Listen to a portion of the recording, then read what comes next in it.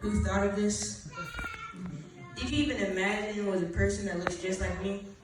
Well, allow me to introduce you to Roy Clay Sr.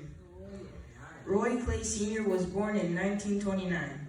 One of 9 children, Clay grew up outside of St. Louis and Kinloch, the oldest African-American community incorporated in Missouri, a state where schools were legally segregated until the 1950s and functionally segregated well into the 1970s. One of Clay's most vivid memories is from when he was 9 years old, and he cut across his white neighbor's lawn to get to church faster. The neighbor came out of his house, pointed a gun at him, and told young Clay that if he ever stepped foot on his property again, he would be killed. During his summer holidays, he worked as a gardener in Ferguson, Missouri, but was encouraged by the local police to leave the majority white town. Despite experiencing racism throughout his childhood, Clay's mother told him, "You will face racism for the rest of your life, but don't let that be the reason why you don't succeed." Clay attended a segregated school and eventually was awarded a scholarship to study mathematics at St. Louis University. He was one of the first African Americans to graduate from SLU with a bachelor's degree in 1951, and after struggling to find work in technology, Clay started work as a school teacher. At an interview for McDonnell Aircraft Corporation, Clay was taken aside and told, "Mr. Clay, I'm very sorry, we don't hire professional Negroes." He taught himself to code, and by 1958 was a programmer at Lawrence Livermore National Laboratory.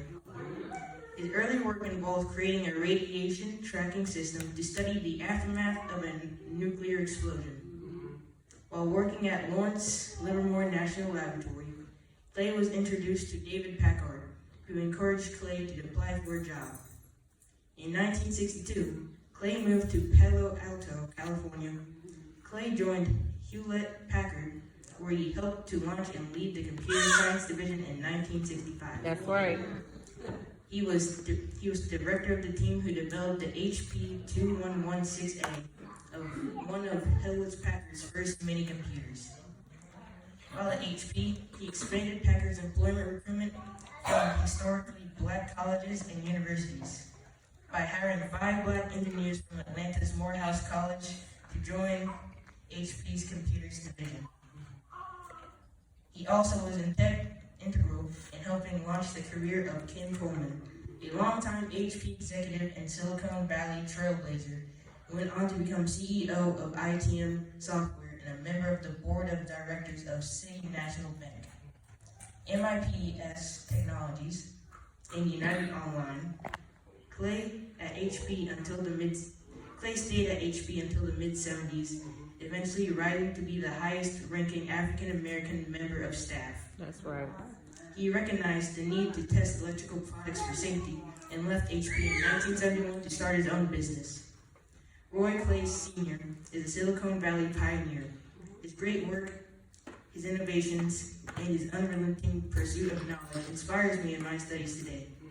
And just like the Godfather of Silicon Valley, it is my goal to one day be in a position to reach back and help them, the next generation, following my footsteps. Amen.